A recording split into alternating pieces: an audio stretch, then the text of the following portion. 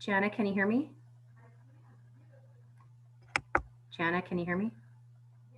Okay.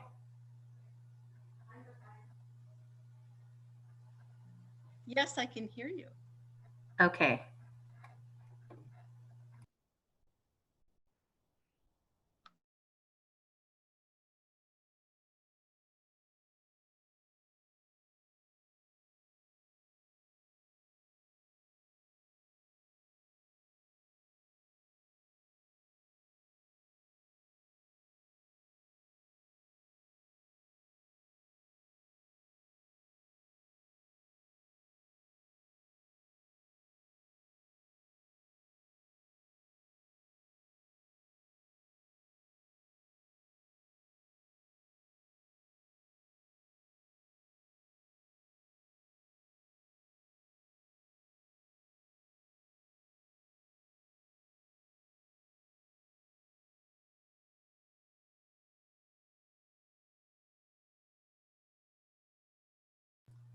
Steve, are you able to hear me?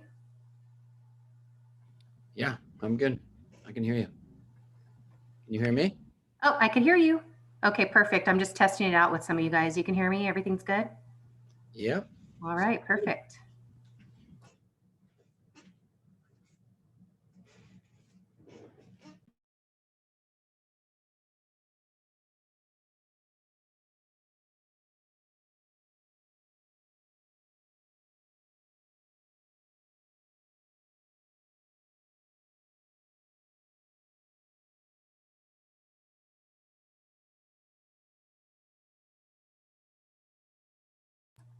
All right, just testing it with all the principals here. You guys can hear me? Everything's good, right? Yes. Okay. Can you hear us? Yeah, do you hear us? It's on, right? Okay. Perfect. I could hear you guys. I could see you. We're good. Hello. Welcome. Letting some more people in here. Mute myself.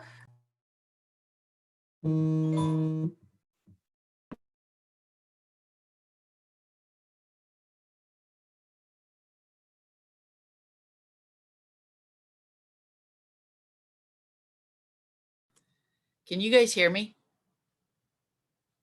Yes, we can. Now we can. Hi, everybody. I have to put in a different background. This room is a mess. Where's my background? Oh, I don't have a lot to choose from. Let's see. Who's letting people into the waiting room? I'm letting people in. I'm just starting with you guys first, and then when 7 hits, I'm gonna let all in. Just testing our speakers and our cameras with all of you. How are you, Suzette? I'm doing well, thank you. How are you doing? How's everyone? Hanging in there. I'm in Hawaii, so you know I'm great. And So jealous. is that, am I sharing my own presentation for the arts, or is somebody Yes. else doing that? Yes, you will do that if you can. That'd be great. And everybody should have the sharing capability. We tested that, and then I made sure with Will that everyone was able to share screen. Becky, how are you feeling? Yeah. You're muted. I have the residual cough, so I'm a little nervous about talking tonight, but I'll be okay. I can just share. I can just blabber for you. Throw me some notes like I can read. I'm only doing the title slide, and then my team is jumping in, so I'll be fine. Okay. Anybody else waiting here? Steve, did Bobby call you?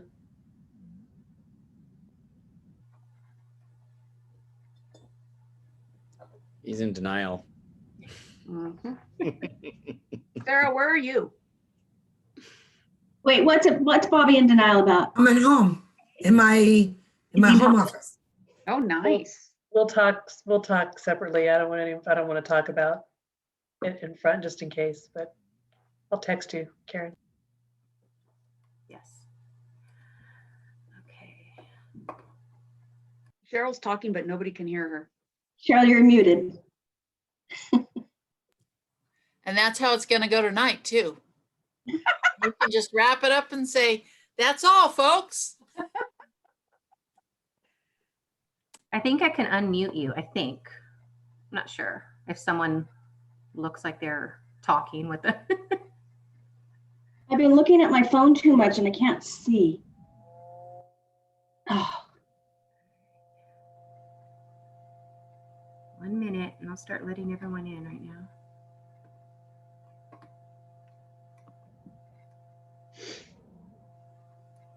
Oh, I better mute. By the way, that's all, folks.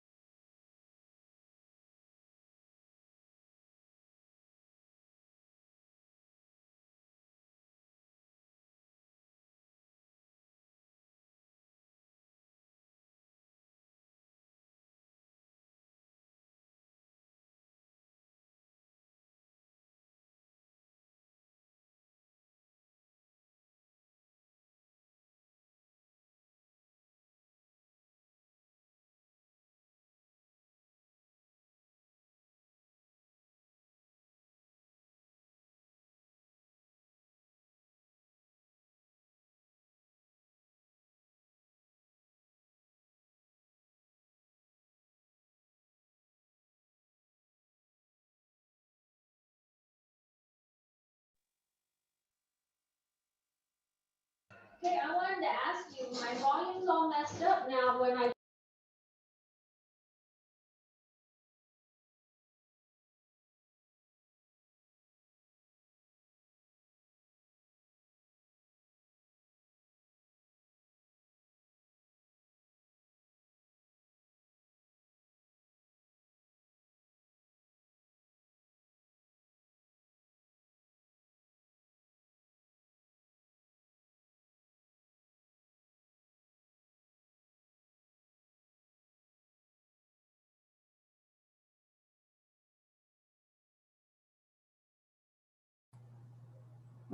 Good evening, all. We're just waiting for the board and superintendent to log in.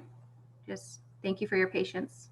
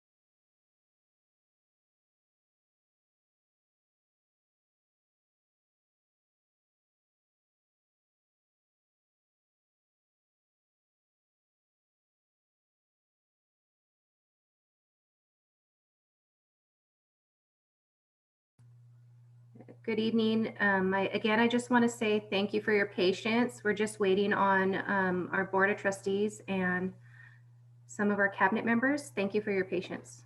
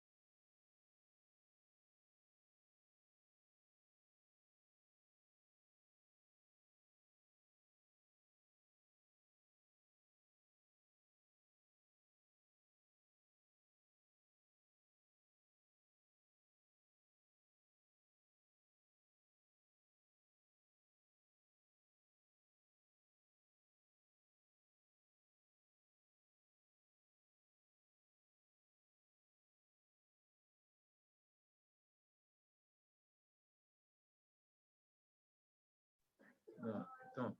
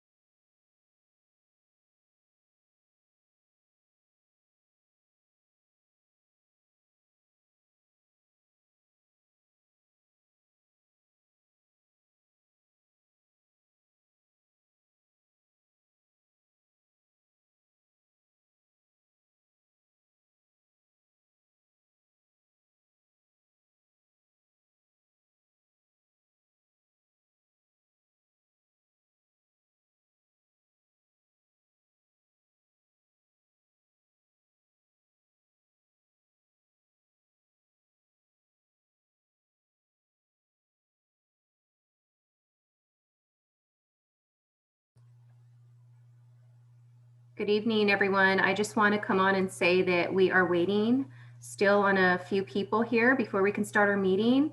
Thank you so much for your patience.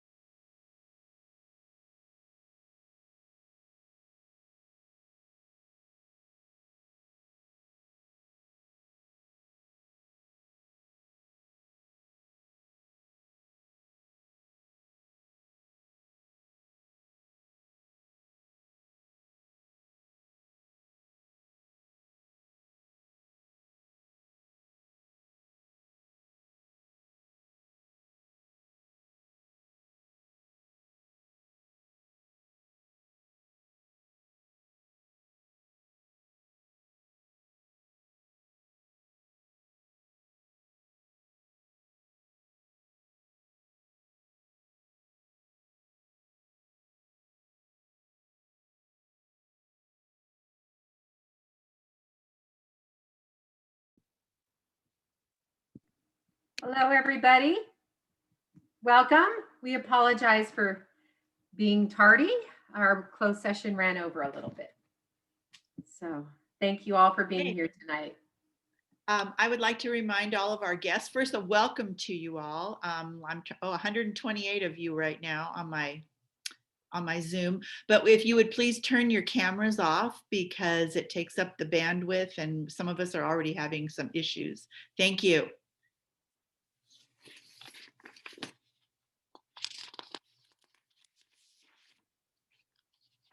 So I call this meeting to order at 7:24 on, what's the date? January 25th, 7:24.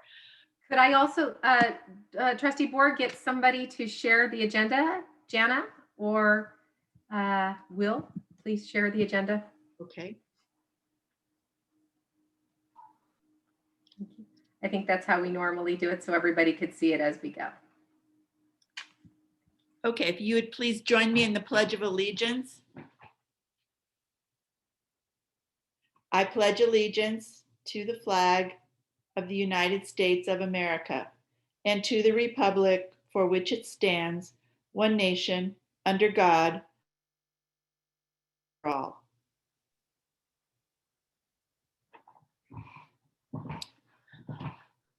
Let the record show that all 5 board members are present.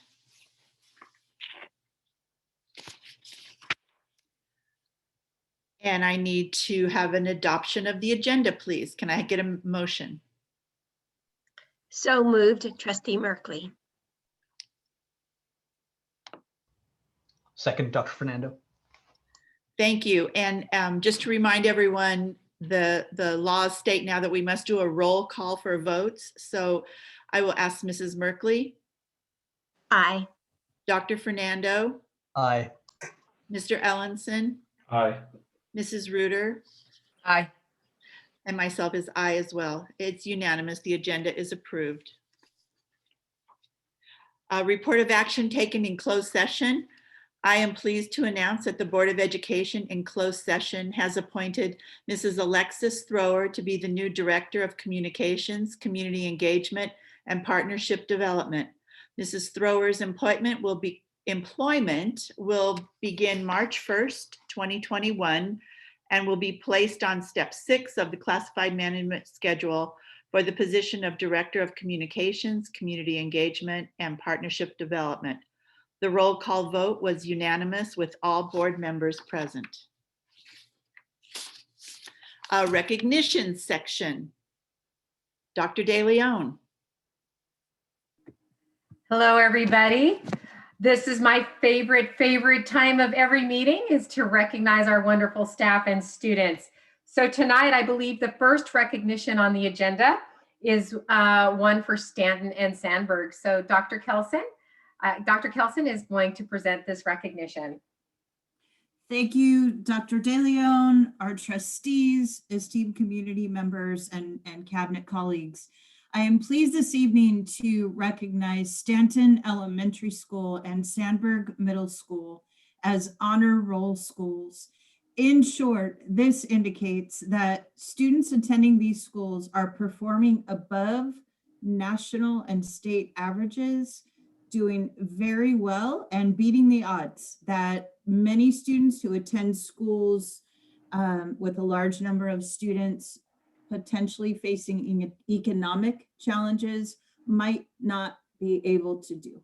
So on behalf of our district, I would like to thank the staffs of Stanton and Sandberg as represented this evening by their principals, Dr. Sarah Najarro and Mr. Eric Osborne. Thank you, Dr. De Leon, for this outstanding opportunity to represent these, recognize these schools and their staffs.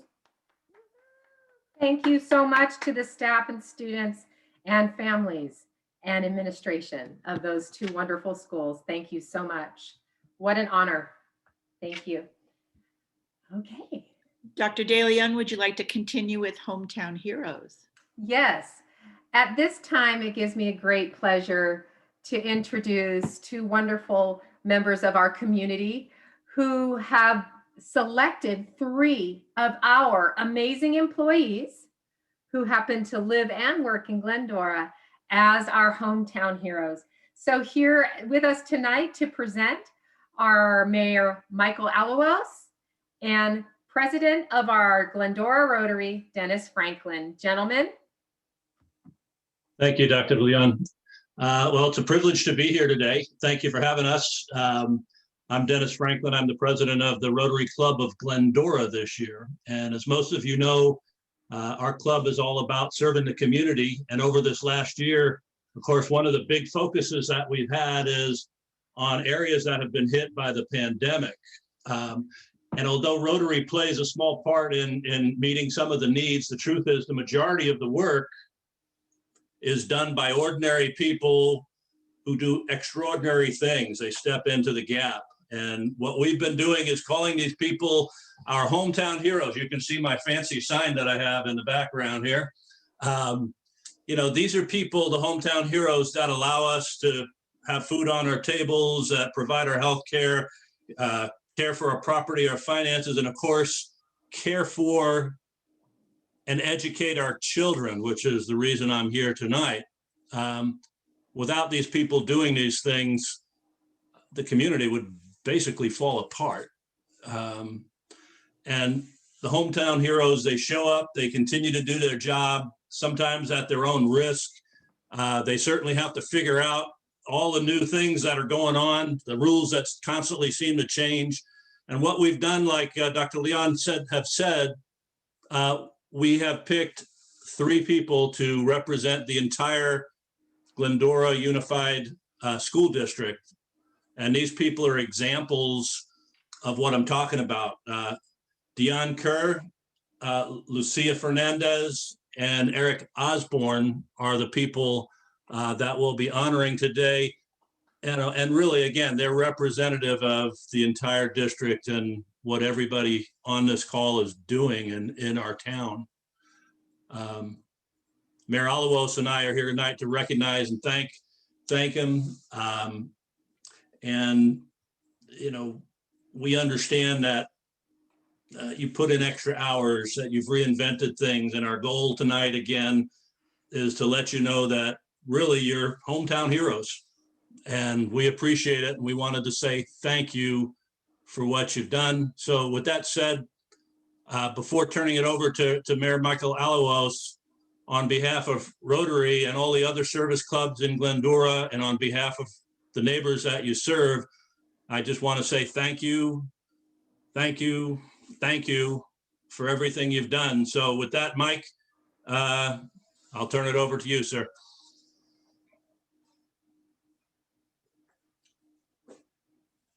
You're muted there, Mike. There you go. Thank you, Dennis and school board trustees and Dr. De Leon. You know, it's the Rotary came out and they approached the city some time ago about this program. And I'm all about honoring our hometown folks. because that's what it's all about. It's about our people here in the city and all the great work that they do to make the city what it is today. And on top of that, it's been 11 months or so that we've all been locked up, and they don't let us out of our cages much anymore. And so it's always really nice to get out there and be able to do something with and for the community. So with that said, on behalf of my colleagues, Karen, Gary, David, and Mendel, and myself, I have a certificate of recognition honoring Mr. Dion Kerr. Congratulations on being selected as Glendora's Rotary Club's 2020 Hometown Hero in recognition of your exemplary service as head of custodian for the Glendora Unified School District. Basically, he's probably Mr. Mom to everybody over there cleaning up after everyone, I would imagine. So this is what the certificate looks like. And these will be available tomorrow. I believe Dennis will be making the rounds and delivering them. The next one is a certificate of recognition honoring Lucia Fernandez. Congratulations on being selected as the Glendora Rotary Club's 2020 Hometown Hero in recognition of your exemplary service as Mental Health Services Coordinator for the Glendora Unified School District. And Lucia and some other folks came to one of our council meetings when we invited, and they did a phenomenal job. It was appropriate at the time for what we are going through and still going through for mental health in the city and statewide.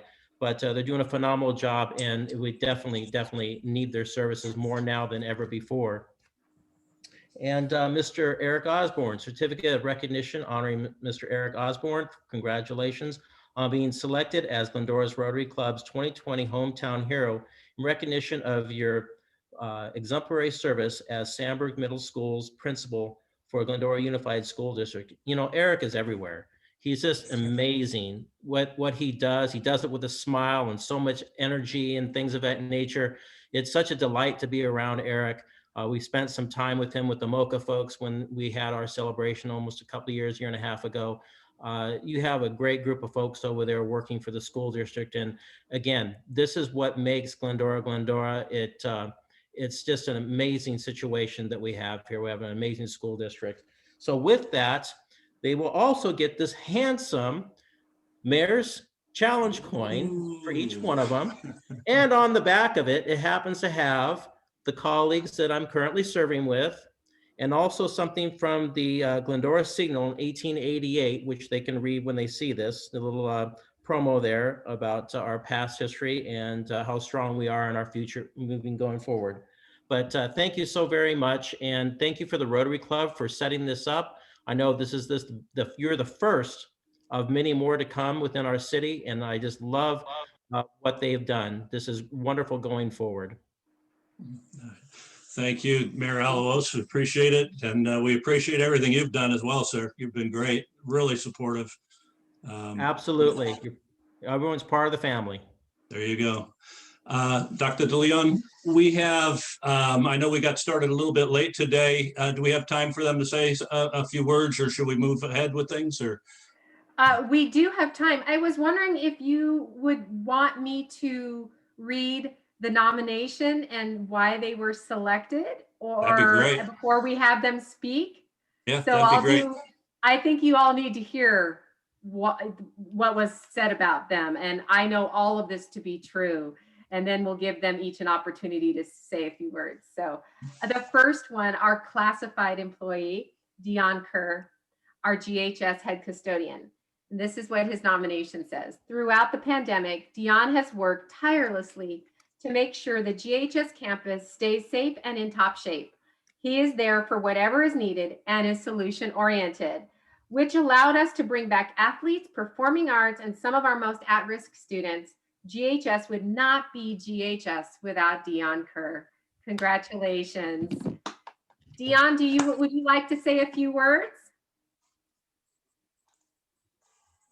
I know I saw Dion. Where was he? Dion, are you there? Maybe he's having technical difficulties. We'll give him a few minutes, and I'll move on to our certificated nominee or winner, Lucia Fernandez, our GUSD Mental Health Services Coordinator. Lucia has headed up our mental health services team as GUSD's coordinator and leads her team to assist students, their families, and our staff as needed on a daily basis. Her team of wellness warriors constructed a website early on in the pandemic to support the needs of the community and continue to offer a variety of resources to all to ensure their mental health. Congratulations, Lucia. I see you there. Would you like to say a few words? Usually I have a lot to say, but when it comes to me, I don't have a lot to say. But thank you so much. I grew up here, obviously, and I'm honored to be a part of being able to help other kiddos and families in need. So I just want to thank all of you and also the city in allowing me to advocate on various levels for our community. And I'm very grateful to have amazing colleagues that are very supportive, and everybody that I work with. It's just such a great team. So thank you so much for helping me and helping us as counselors help others. Thank you, guys. Thank you. All right, the last but by no means least, Eric Osborne, Sandberg Middle School principal. Eric has not only continued to serve as Sandberg Super Spartan principal, but he has led community outreach efforts in support of those in need in our community. From the district-wide Turkey Trot, Shoes That Fit program, and implementing new supports for the homeless in our community, Eric has gone above and beyond.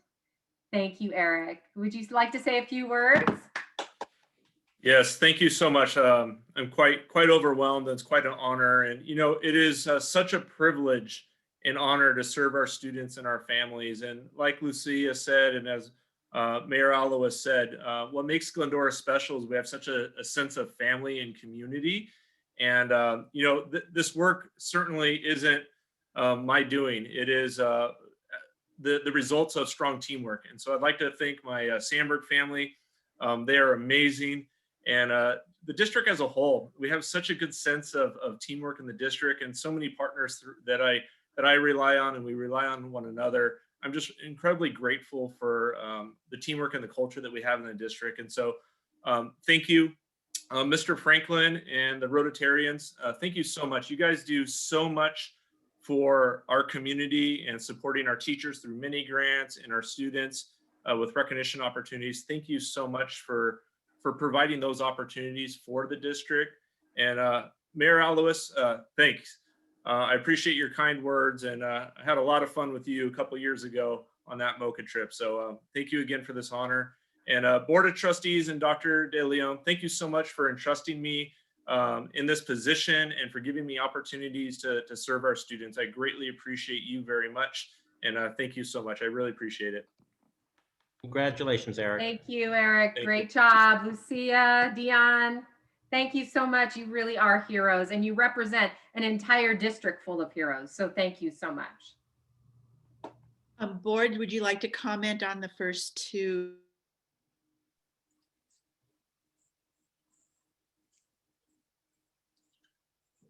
Well, all right, you're back. Are you back? There you go. Okay. Did you want to comment on the first two recognitions? I just can't stop smiling. Just say congratulations. I am thrilled with it all. Thanks. Dr. Fernando. Thanks again for the hard work that you continue to do for our students, for our community. I'm really not surprised as to the kinds of people that have been selected, because I've had personal experience with their work and the ways that they impact families, the way they impact students, both those that might fit in at school and those that don't feel like they fit it in school. So thanks for having that view of that our kids are more than just the sum of their behavior. Mr. Ellenson. I'll just add congratulations and tell Dennis that you made 3 exceptional choices. These 3 individuals are outstanding in normal years, but in a year like this, they have really gone above and beyond to make a difference in the lives of a lot of kids. So excellent choices. I'm very pleased to see these 3 honored. Mrs. Reuter.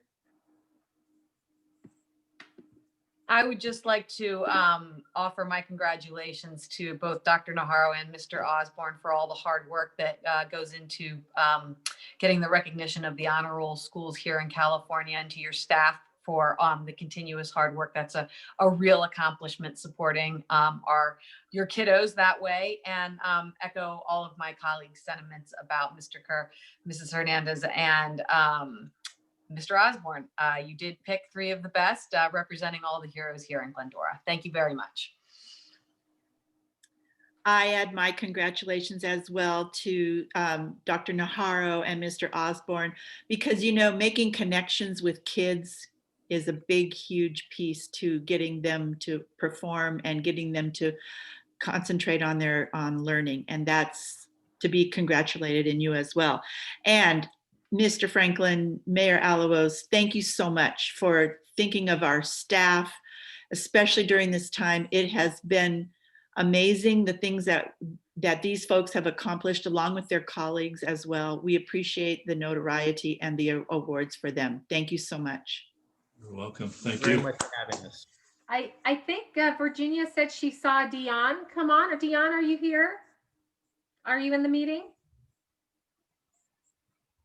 No? Okay, we'll move on. Thank you. Okay. Thank you so much, Mr. Okay. Franklin and Mayor Alamos. Thank you so much. Thank you for everything you guys do. We appreciate it all. Thank you. Yay. Have a good meeting. Thank you. Okay. Dr. De Leon, would you like to move on with the LA Arts grants? Yes. So Dr. Kelson, I'm not sure. Dr. Summers is here. There she is. Dr. Summers, would you like to present the LA Arts grants recognition? Yes, thank you so much. And if my committee members will turn on their cameras so that they can be seen and recognized at this time. President Borg and esteemed members of the board and Dr. De Leon and cabinet, it's my pleasure to present the Glendora Unified 5-Year Strategic Arts Plan that was created in collaboration with the Los Angeles County Arts Collective and a great deal of committee members that were expertly assembled by Artosa Rebecca Valbuena and guided by the facilitator Jill Newman from the Arts Ed Collective. And I have several of my committee members here, and I'm going to turn it over to Chris Bergen, who's going to tell you about our team. Chris? Thanks, Becky. We had a fantastic committee that stretched out over the better part of a year as we prepared for trying to just really focus in on what the needs are in our visual and performing arts department. And we were very fortunate to have members of the community, parents, former students that are now, or current students that are now former students, business representatives, some of our school pathway liaisons, as was mentioned, Becky and Dr. Summers, and of course, Robin Merkley from the school board was a part of this committee. And it was really great to get so many points of feedback with this group of people and the different expertises they all brought to the table. And as part of this process, we looked at our strengths and challenges and created a Glendora VAPA vision. And Mrs. Jeanette L. Ray, who's a middle school art teacher, is going to talk about the vision that the committee came up with. Yes, hi everyone. I'm Jeanette L. Ray, and I'm the art teacher at Goddard Middle School. And we collaborated with a group of professionals with Jill Newman. And our vision is that by 2025, we'd like to develop a program that's authentic, that engages students in art integration from grades transitional kindergarten to 12th grade.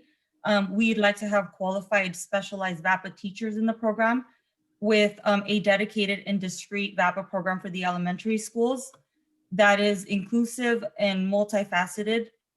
We'd like to have involved parents, teachers, community members, administration, and facilities that are well equipped with, of course, dedicated funding stream. Thank you, Jeanette. And as part of this, we developed 3 very specific strategic directions that we'll be working on as a district over the next 5 years. And our transitional kindergarten teacher, Janice Ahrens, is going to tell us about this 3 strategic directions. It's my pleasure to do that. I wanted to say the process of building these strategies and the strategic directions and goals was very unique as we use Zoom and, to me at least, a new online platform named Miro to organize and list the priorities and goals. It was quite a process and distinctively new way of getting things done. So it was very different. So the first strategic direction is create equity through funding, coordination, and advocacy.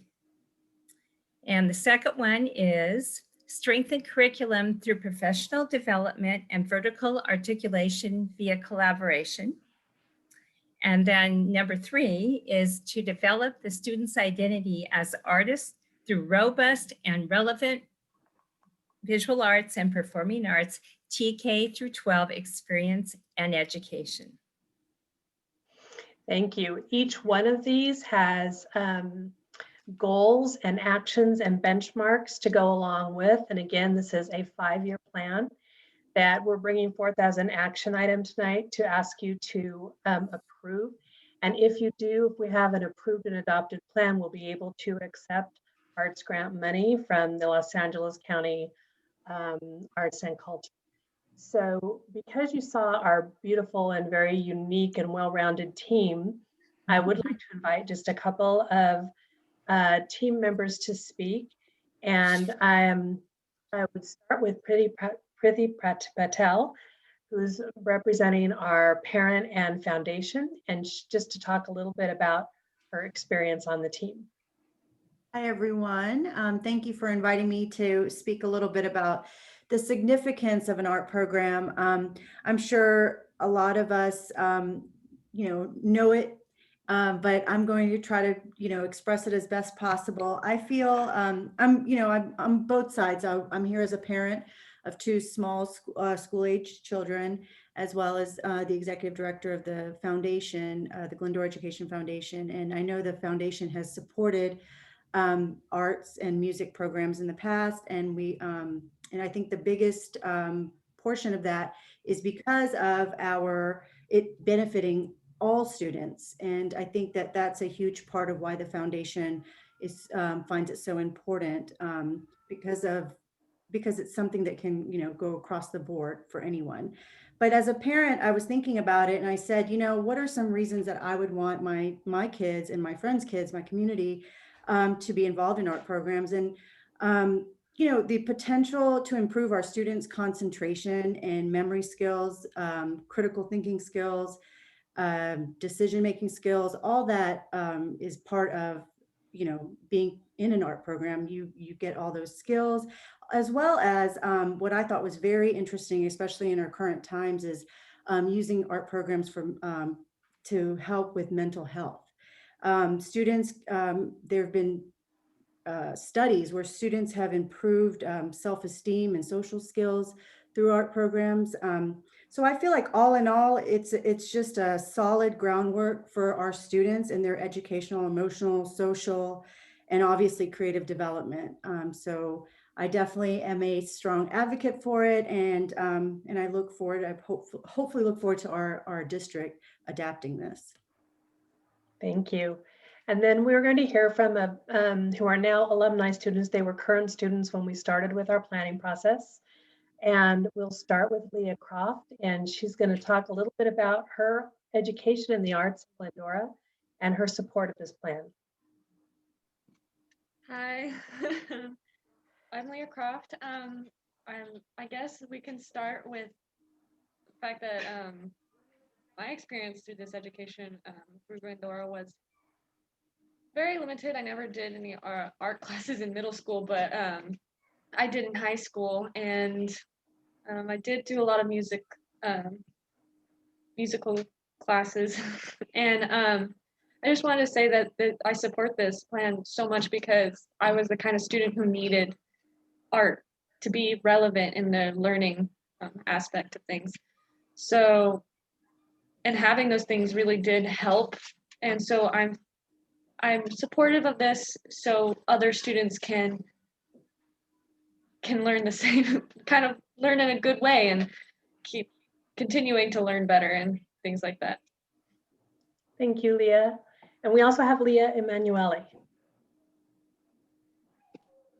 Hello, I'm Leah Emanuelli, and I would just like to say that as a former Glendora High School student, I just graduated last year. I was really excited by the opportunity for me and other former students to be a part of this committee. Since we recently went through GUSD, we experienced firsthand the art program, and we could clearly see its strengths and what could be expanded or improved on. And through my time in VAPA, this committee has addressed many of the challenges that aspiring artists face as elementary, middle school, or high schoolers, and has turned ideas into really concrete steps that will pave the way for all students to be able to be exposed to the arts. This plan will really help students from TK and up develop their skills and love of the arts, as well as be able to see the arts as a viable career path. During my time in GUSD, I took one art class in middle school, which helped lay the foundation for my skills. And then I did not take another class until high school, where I took 4 years of art in Mr. Bergen's classes. As a current art major in college, I can honestly say that I've been really well prepared by these classes due to the visits from professional painters and art schools and art shows. I am confident in choosing the arts for my career. However, despite all this excellent teaching, the arts program the arts programs get very little funding, which makes it very difficult to create a very effective arts education, as many students are forced to pay for their own supplies, but they may not be able to. In addition, it's very important for the elementary and middle school students to be exposed to the arts early on, since many are not exposed until later in their careers as students. So through VAPA, more students will be able to have these opportunities, and they will be exposed to arts at a younger age. So expanding this program will help many younger students see art as a viable career path and help them grow as artists.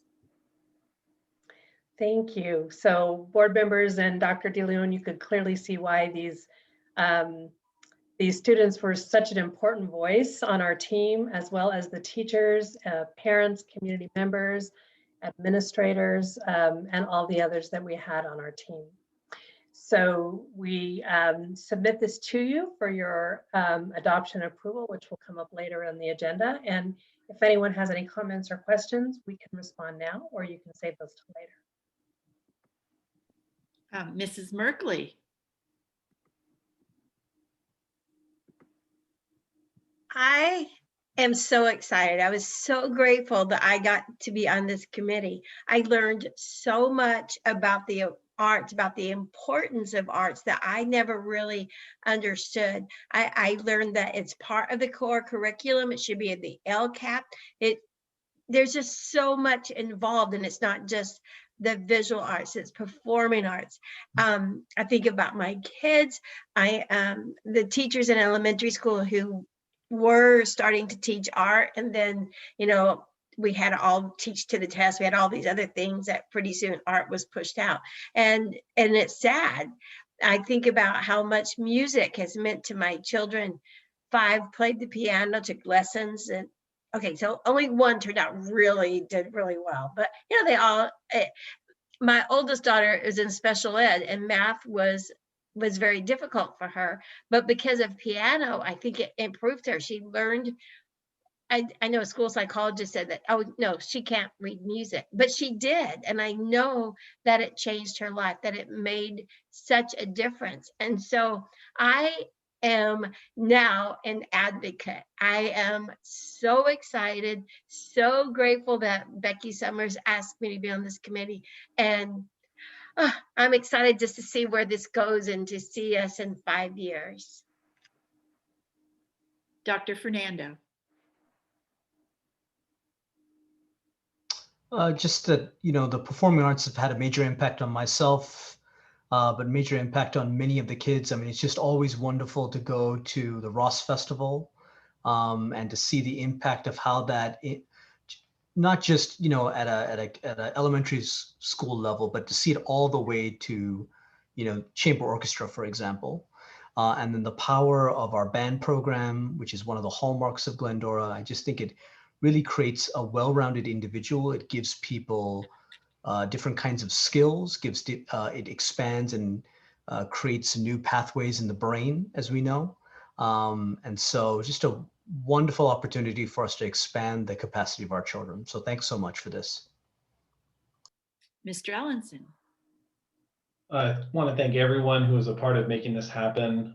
This grant is going to make a very big difference in an area that is very important and historically too often undervalued. So I'm very pleased to see Glendora Unified follow through with what it says, which is that we value arts education.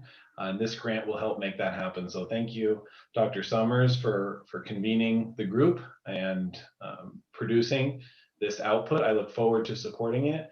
Thank you to all members of the committee. I see Becky Valbuena on my screen. I want a special shout out to her. I'm certain she had a large involvement in this. To tell her how grateful we are to everything she's done for Glendora Unified, how sorely missed you are here at Glendora Unified. And thank you for seeing through this grant. It will leave a legacy behind and your name will be associated with it. Thank you. Mrs. Reuter. I'll echo everybody's comments. This is an extremely wonderful opportunity and initiative, and I want to thank Dr. Summers and all the staff here in Glendora Unified, all the art teachers, all the music teachers, everybody that recognizes just how important all the arts are for our students to have a comprehensive education this way. It's important for everybody to experience the arts, and then those who find a passion in it be able to take it further into their lives. Thank you to all the community members that participated in this stakeholders group. And certainly Mrs. Merkley's enthusiasm has me very excited. Thank you all. I just need to echo all of my colleagues' comments here. Our two students, Leah and Leah, you spoke well, you said it all. I really think it's another way to connect with kids that need that connection to get to school. And it's bigger than art. It's performing arts, it's visual arts, it's all encompassing. And I'm very happy to see this. It's just the beginning, folks. Thank you. Dr. De Leon, do you have any comments? Yes. Well, first of all, many thanks to Dr. Summers and all the folks on our committee for doing this hard work. And it's no doubt we can see why we get the grant after this amazing plan and all your hard work. Thank you. And many thanks to Leah and Leah for coming and sharing your experience with us tonight.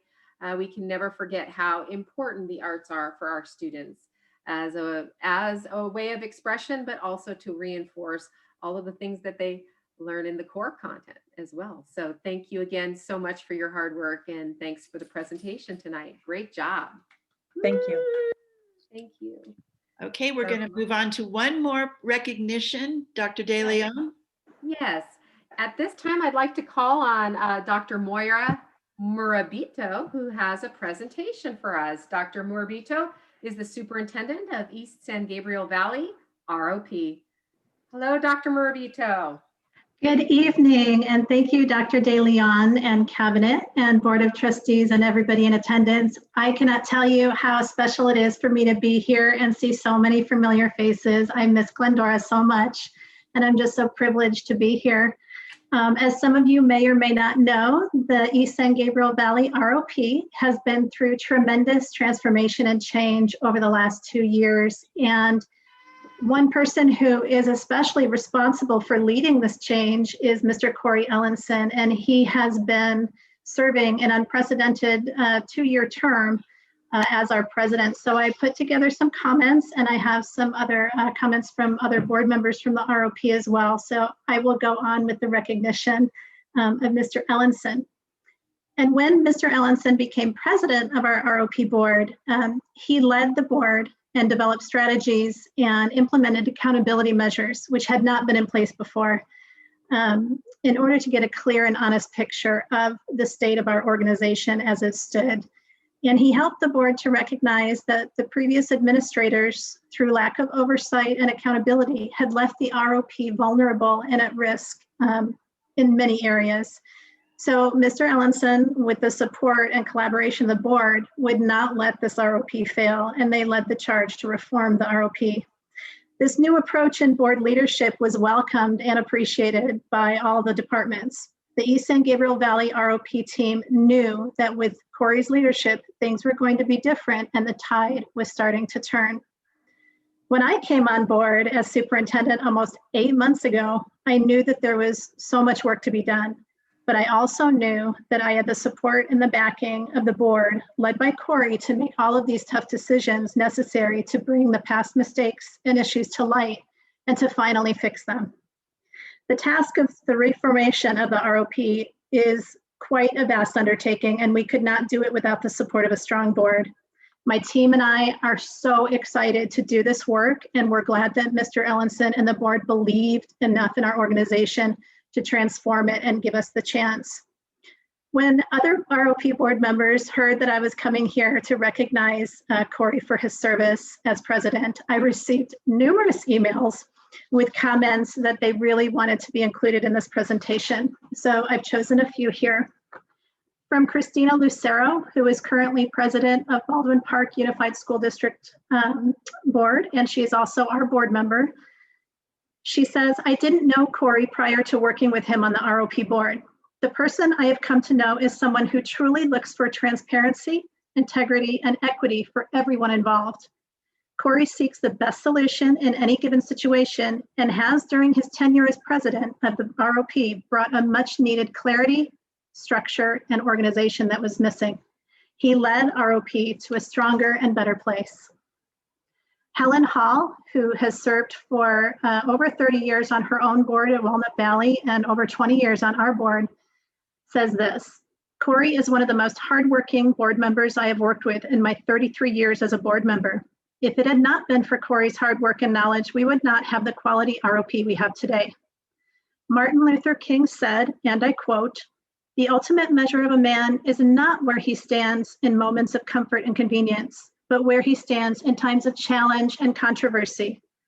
Corey has done an outstanding job in navigating the ROP board in some of the most challenging and difficult times.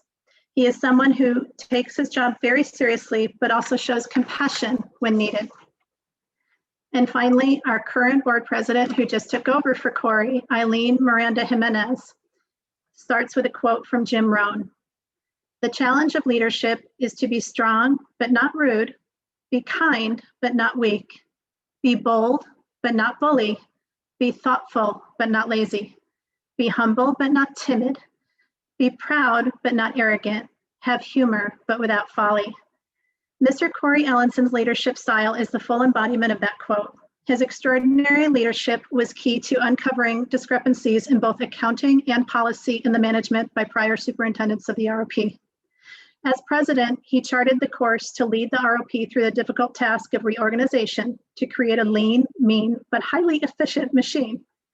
He very successfully exceeded the difficult task.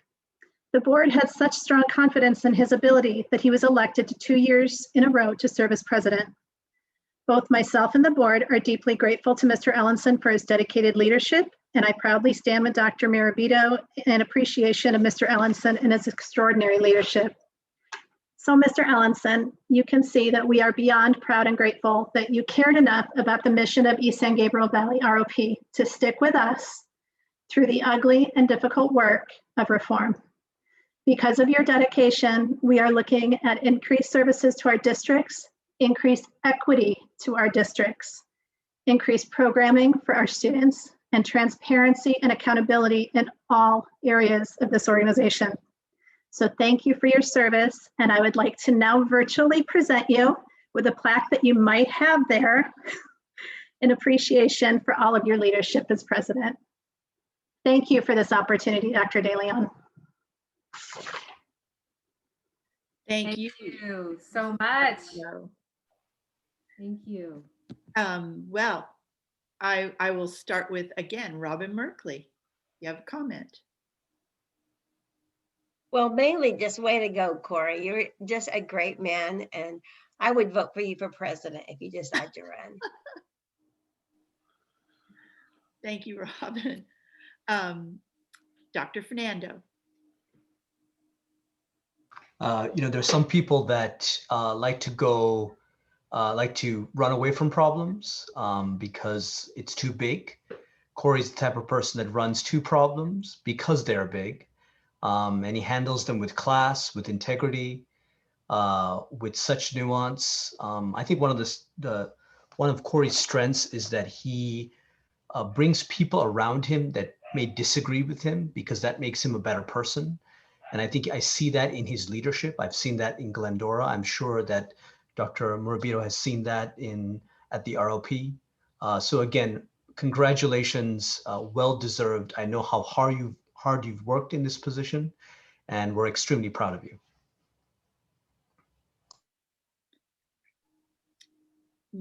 Mrs. Reuter, we'll skip you, Corey. I'm so happy that Dr. Moravito, you're here this evening to present Corey with this recognition for his 2 years of service as the president of the East San Gabriel Valley ROP board. The ROP is such an important part of all of our school districts in the East San Gabriel Valley, and taking on the challenge of restructure and reform was a very big job. And getting updates from Mr. Ellenson over the past year about what's going on and about some of the challenges that you were all facing. Like his colleagues on the board said, he was always extremely candid, very transparent, and willing to take on the challenge. So he's very much deserving of all of our recognition this evening. If he's doing all of this work over there, he's also doing all of this work over here in Glendora Unified. So I'm not really sure when he has time for his paying job and his family. He really is truly a very hard worker and a remarkable colleague. Congratulations, Corey. You really deserve this. Corey, I'd like to also congratulate you and just point out that this is yet another example of how you're putting kids first, and the investment in time and energy that you've given to the ROP, East San Gabriel Valley ROP, as well as Glendora Unified Schools. For that, we are all very grateful. Congratulations. And now, would you like to say something, Corey? Yes, please. This is the most generous recognition that I think I've ever had to date. So thank you, everyone, for your very kind words, overly kind. Dr. Morabito, thank you for this recognition and for sharing some words from my colleagues on the board. It was a very long 2 years serving as president of the ROP board. But when I look back and think about what we accomplished together over those 2 years, it's probably a decade's worth of work.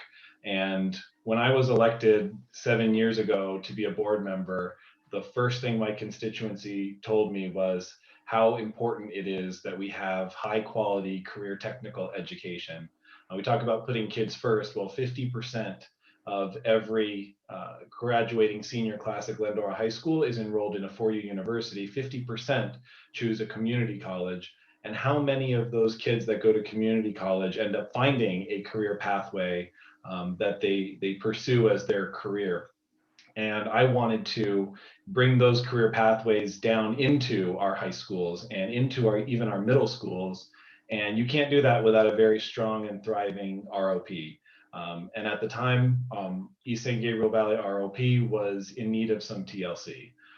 And we did it. We made, as a board of 7 different school districts, we worked closely together, cohesively together, never competing with each other, but truly putting the students of ROP first.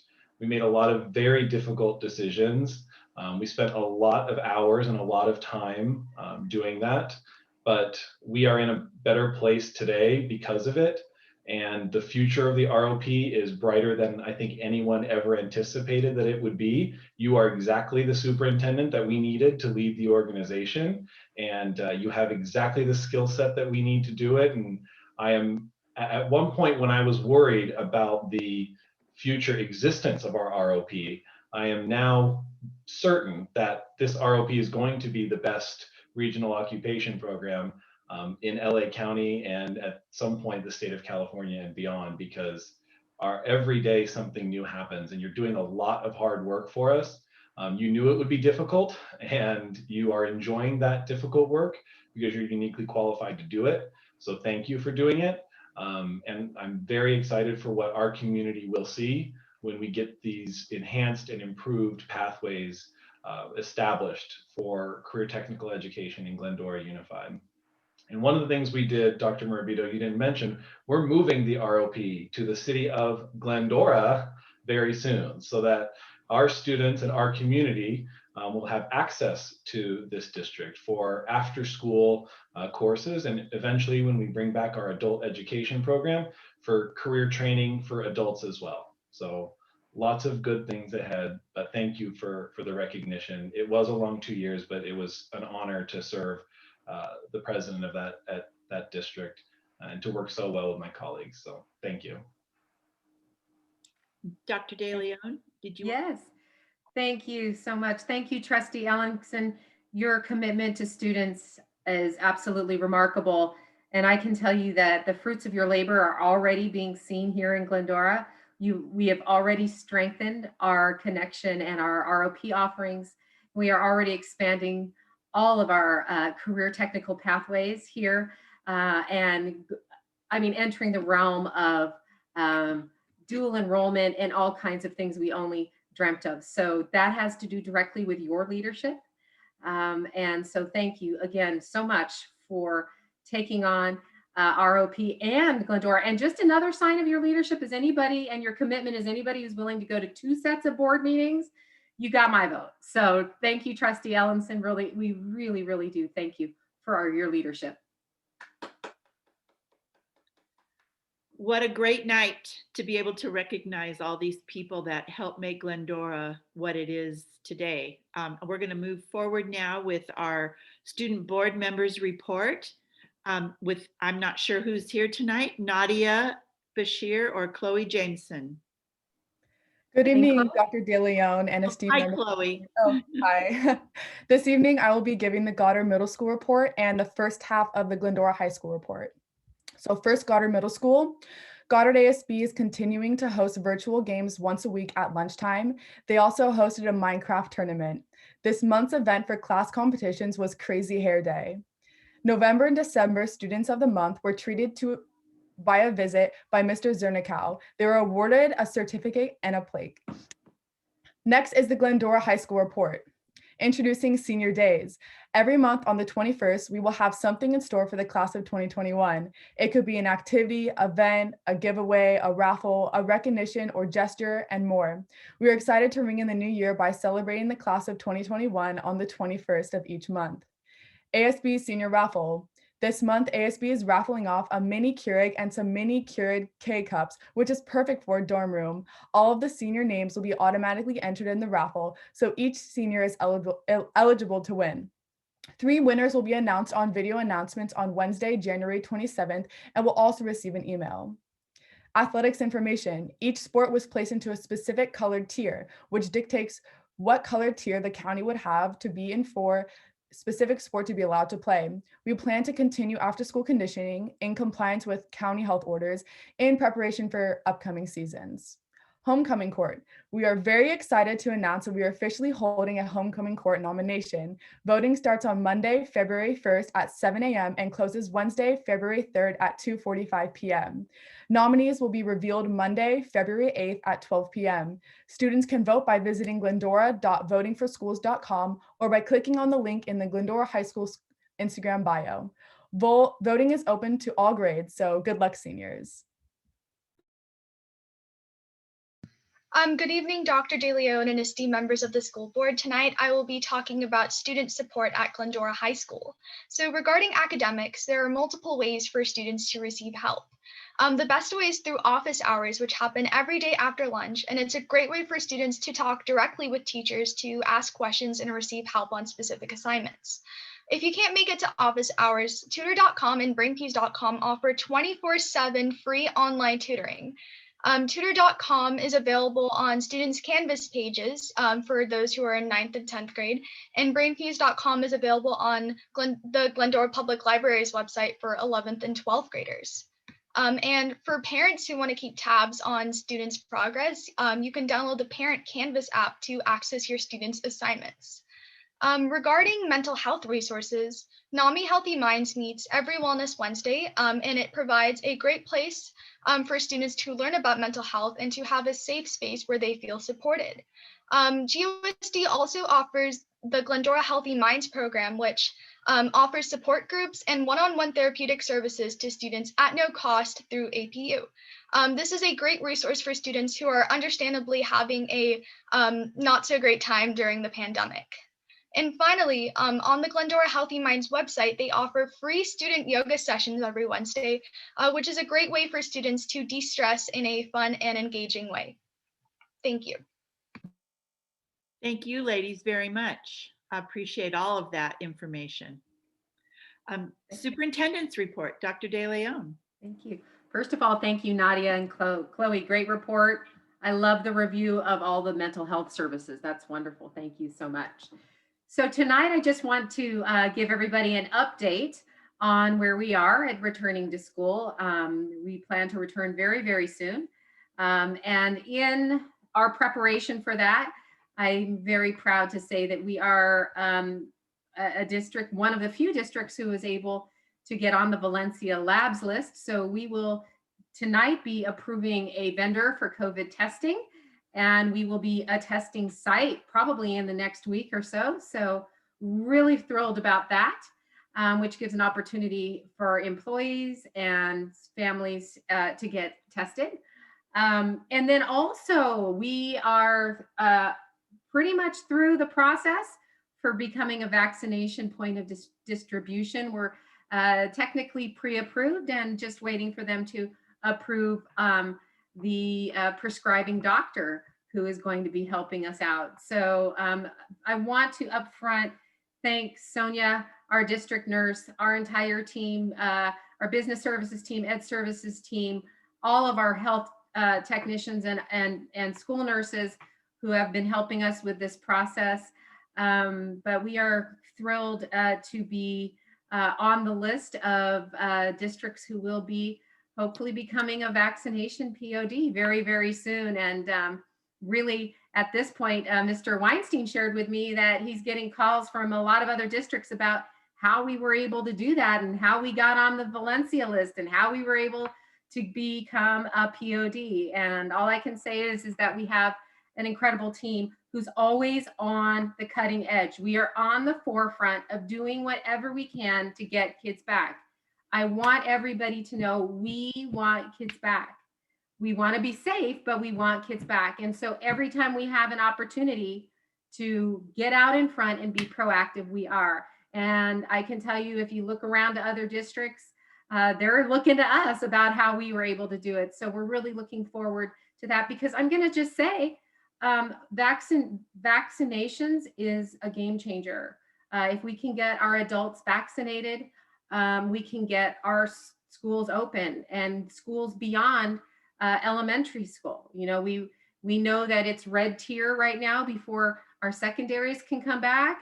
But I'll tell you what, if we can become a vaccination center and get secondary also, all of our teachers there vaccinated, you know, we will push to reopen more and bring more kids back in our secondary schools as well. It's an absolute game changer. So really proud of our entire team and everything that they are doing to make this happen for us. And then also looking forward tonight, I won't steal their thunder, but your elementary principals heard the parent concerns at our December board meeting about the TK2 reopening plan and the potential of re-rostering students. And they heard the concerns and they went back to the drawing board and did an amazing job creating a new model for reopening. And it's an actual TK5 model, although we will probably bring TK2 back first, followed by 3-5. But they do have the model for you tonight, and really, really proud of their work. So that's my update tonight, board. Thank you so much. I'll take any questions that you might have. I'll leave it to you, board members. If you have a question, just, yeah, I think we spent a lot of our closed session Yes. talking about it. So Yes. I think we're pretty good with that. So we'll move on to comments from the board, and I'll start with Mrs. Merkley. Well, I don't really have a lot to say, but it's great things are happening in the school district that I am just thrilled. My face hurts from smiling so much. Yeah. Thank you. Dr. Fernando. No comments. Okay. Mr. Ellenson. No comments, thank you. Mrs. No comments for me right now. Thank you. Well, I would just like to welcome Alexis Thrower to the GUSD family. And as I was reading the Glendora Gazette on the 15th of January, I just want to give a shout out to Christy Espino for the voice typing tutorial. That could be a game changer for many kids. And having come from the classroom myself, I know how long it takes kids to type and get their thoughts out. And being able to use this, and that tutorial was really, really great. And I'm hoping that families will go look it up. It's on the January 15th Gazette. And I think it's probably somewhere on our website, but I would be remiss to tell you where. Also, I want to mention Glendora Educational Foundation. I was a representative from the board on this the last couple of years, and I attended my last meeting the other day.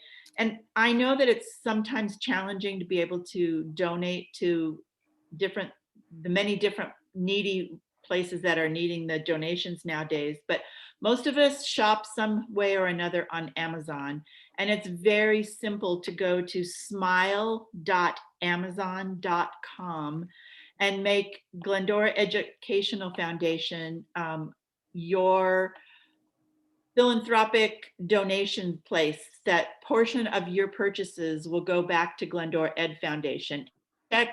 And I'm up to like $25, so that probably tells you how much I shop on Amazon. But that $25 has gone to GEF, and if you multiply that times, we have probably 4,000 families in our district. If we all helped out, that would really help that foundation get some more contributions.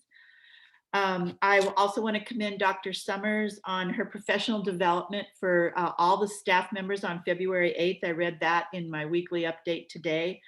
And I sure hope teachers attend, as there is always something to take away and learn from every experience. I would like to know more about the Innovation Council. I am thrilled at this possibility of bringing more of the 21st century learning into our classrooms, and especially the part about the preparation of staff. So I'm looking forward to hearing more about that. And I also just feel I need to say that Mr. Lopez also informed us that GHS has about 1,000 students that are on the check-in and watch list. And if you know of a student that is needing some support, please contact the principal at your site as a first step to let us know, let the counselors know about this so they can get them on a watch list. And that's all I have to say. Thank you so much. We'll move on to staff presentations and information. That would be you again, Dr. De Leon. Oh, I am so thrilled. Tonight we have all of our elementary principals who are with us. And I think I have it right that Mr. Bishop is going to present. So at this time, our updated TK5 reopening plan, and I think it's amazing. I just love it. So Mr. Bishop, take it away.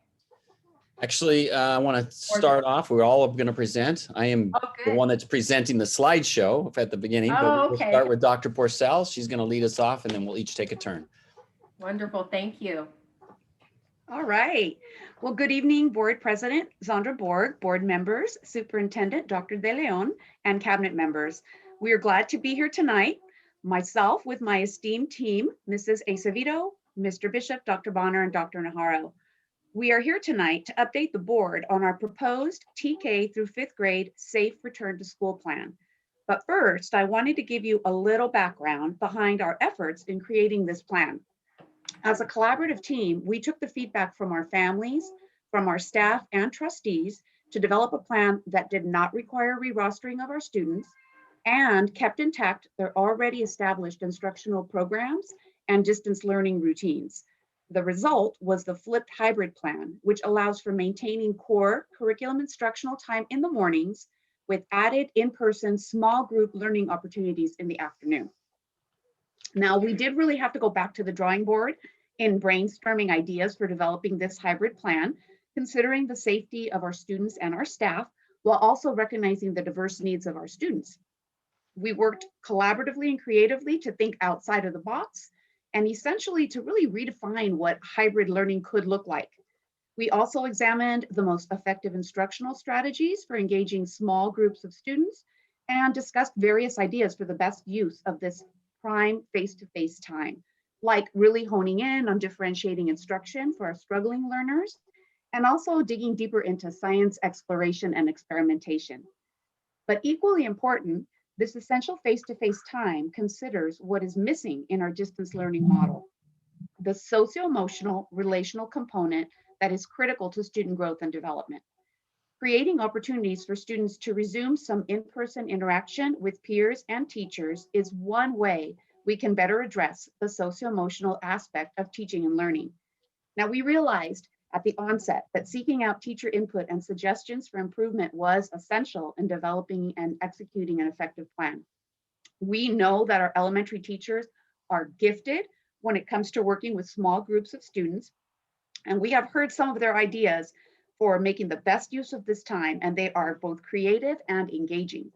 So after discussing the proposed plan with our teachers, we are pleased to report that all 5 elementary sites reached a consensus to move forward with the development of the flipped hybrid model, allowing us to begin safely bringing students back on campus for quality instruction to providing enhanced learning opportunities when it's safe to do so. All right, thank you very much. We next looked at the constraints that were considered. And as Dr. Purcell mentioned, we went back to the drawing board and took a look at the constraints that we had to work with. We heard loud and clear from the community and the board that re-rostering is not an option. And we needed to figure out a system that would not involve re-rostering students and be able to keep students with their current teachers. Another constraint that we had to work with was the system that did not require teachers to do simultaneous teaching of students in person and those in distance learning at the same time. This is something that our teachers and we agree is just beyond asking them what to do. The system needed to provide equitable presentation of instruction for all groups. We also heard from the community that they wanted flexibility for families to move in and out of in-person and hybrid. And it needed to allow those that aren't comfortable to sending their children now, but maybe be comfortable sending later. So that ability and flexibility to move in and out of that. Along with the constraints of no re-rostering, we had to look at the situation of teachers that may have medical exemptions and that cannot return in person. And this plan that we've come up with needed to allow those teachers to remain the teacher of instruction and will not have to be re-rostered for the instruction portion of their day. And so these are some of the constraints that we took under and looked at and had to come up with our program.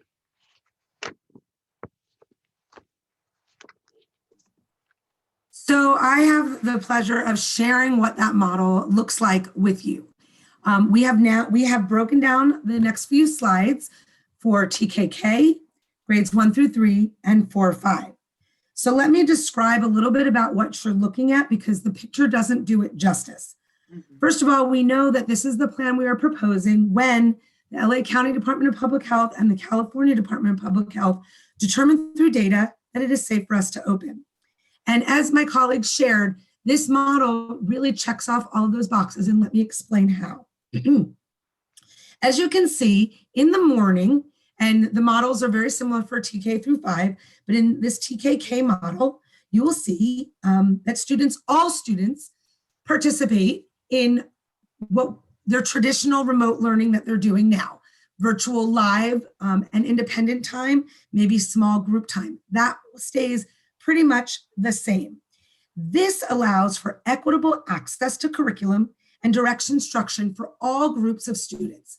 This is the prime learning time for our students, and everybody then has equitable access, whether they are students that are returning for live instruction or students that don't feel comfortable coming back on campus. And as you can see, they are with their current teacher of record. Like we said, no re-rostering. Then for enhanced learning opportunities, we have in-person cohorts in the afternoon. So there's a break for lunch, and then we have our cohort A Monday and Tuesday come live, and our cohort B Thursday and Friday come live for enhanced learning opportunities. For TK and K, this is 90 minutes of in-person learning time. This time allows us to support our kindergartners and our TK's developmental readiness and help build school stamina, which we haven't been able to do during remote learning. While cohort A comes live on Monday and Tuesday, cohort B, who would come the later part of the week, or what we're calling C, those students that choose to remain on remote only, will always have each day a full 180 minutes of instructional materials that is offered through either their Canvas or through their required activities. These minutes are the adjusted instructional minutes that are mandated by the state. So even if a teacher, for example, is unable, like Mr. Bishop said, to return live, that class still has that teacher during their remote learning, and we will provide support for those students when they come live. But this allows us, because we have staff that are not returning live, to also provide support for our students that are staying all remote. So they will have opportunities for small group interventions, which they will need because they are not returning for those enhanced learning opportunities. As my colleagues describe the models of the other grade levels, you will see some staggered differences in time from start and dismissal. This also allows for safety in our ingress and egress to campus. So again, you will see by the flipped model, we have no re-rostering, we have no simultaneous instruction, and we are able to really address the one thing that we're missing in remote learning, which is the social emotional needs of our students. So Ms. Acevedo will now share the grades 1 through 3 model. So as you can see, this is the 1st through 3rd grade sample hybrid, and it is nearly identical to the TKK. Again, we have the morning schedule with all students doing what they're doing now, because it's working, and we've got it down to a pretty good science, I think. Again, we'd have lunch for the students. They would have lunch on their own, and then they would arrive on campus, and we have our cohort A's on Monday and Tuesday, our cohort B's on Thursday and Friday. The difference with this sample hybrid is that we have more minutes. So our 1st through 3rd would be at school from 12 until 2. And then our students that would remain remote or that are in the other cohort who are not on campus would have that 65 minutes of minimum work that they would be doing on their own at home. One of the things that we really like about this whole hybrid schedule and the flipped model is that it really gives our teachers and our students a chance to do some of the things that they're not able to do in the morning through virtual learning. Things such as, for our primary kiddos, for them to be able to have PE. They haven't been experiencing some of those things. The teachers are trying, but they're also very, very intent on making sure that those kiddos are learning to read and to write. So we would have some really fabulous opportunities to have the kids be able to be together, to do some of that social emotional team building, and then also to hone in on some of those small group intervention types of things that we also were providing through office hours, but we're not able to give to the fullest that the teachers would really like to be doing. So this is our 1st through 3rd grade sample hybrid schedule.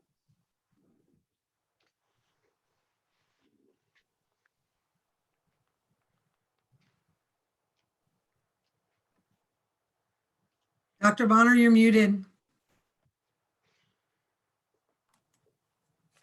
That gave me a chance to practice. When you look at the 4th and 5th grades, you might notice that the morning session extends beyond what you saw in TK through 3rd grades. And with that, we were able to keep music and PE in place. So we are looking at bringing back, when we look at bringing back 4th and 5th, they will enter and exit the campus 30 minutes later than primary grades with 2 hours for hybrid face-to-face. Those not face-to-face, the cohort not in attendance, and the students remaining on distance learning will have a minimum of 40 minutes of remote and independent work.